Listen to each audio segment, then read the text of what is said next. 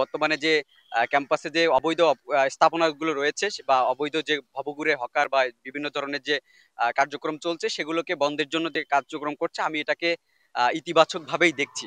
দেখেন, প্রথমত ঢাকা বিশ্ববিদ্যালয় একটি শিক্ষা প্রতিষ্ঠান। সবার আগে এখানে শিক্ষার্থীদের স্বার্থ রক্ষায় সবচেয়ে বেশি কাজ হওয়া উচিত এবং শিক্ষার্থীদের বিষয়টাকে আগে মাথায় রাখা উচিত। আপনার ডাকসু দেখেন, ডাকসু হচ্ছে শিক্ষার্থীদের নির্বাচিত প্রতিনিধি এবং ডাকসুর কাজই হচ্ছে শিক্ষার্থীদের স্বার্থ রক্ষা করা, শিক্ষার্থীদের ভয়েস রেজ করা এবং শিক্ষার্থীদের জন্য একটা অনুকূল পরিবেশ যাতে নিশ্চিত হয় সেটা নিয়ে কাজ করা। তো সেই জায়গা থেকে আপনি দেখবেন আমাদের এই ক্যাম্পাসে টিএসসি বলেন বা বিভিন্ন জায়গায় বিভিন্ন লোকেশনে আপনি দেখবেন যে অবৈধ স্থাপনা, হকার, ভবঘুরে এই ধরনের বিভিন্ন স্থাপনা করে ক্যাম্পাসকে এক ধরনের একটা মানে কি বলা যায়, একেবারেই অরাজকতা একটা অবস্থা কিন্তু সৃষ্টি হয়েছে।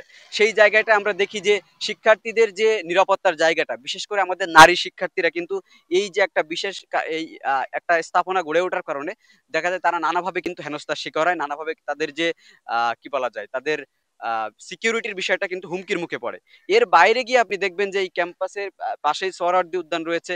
এই স্টলগুলোকে ঘিরে বা এই যে অবৈধ দোকানগুলো রয়েছে, হকারের যে ইগুলো রয়েছে, এইগুলোকে ঘিরে কিন্তু এখানে ব্যাপক হারে একটা মাদকের যে একটা আকড়া ঘর কিন্তু পরিণত হয়েছে। এর পাশাপাশি আপনি দেখবেন ক্যাম্পাসের আশেপাশে দিয়ে বিভিন্ন জায়গায় অনৈতিক অনেক অপকর্ম, যেগুলো কিন্তু আমরা দেখেছি বিভিন্ন সময় মিডিয়াতেও আসতেছে আর কি।